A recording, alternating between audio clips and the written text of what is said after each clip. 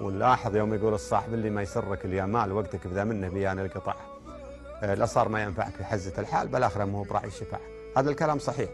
يعني الصاحب اللي ما ينفعك، قال صقر نصافي يقول من لا نفعني في حياتي ونرجيه ماني براجي انه الى متجاني.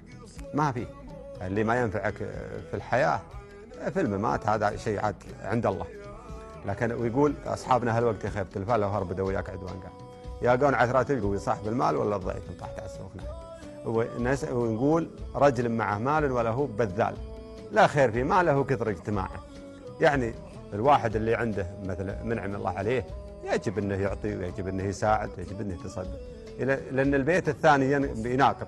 البيت الثاني هو حل الكلام اللي انا قلت، يقول ما عنده من المال، ما هو لهم مال موضع عنده سواد الوداع. يعني تجمع الشيء هذا وبكره يموت ويصير للناس اللي كان حافظه لهم كانهم هم حاطينه وداع عنده لين ينتهي وخلاص ويستلمونه. هذه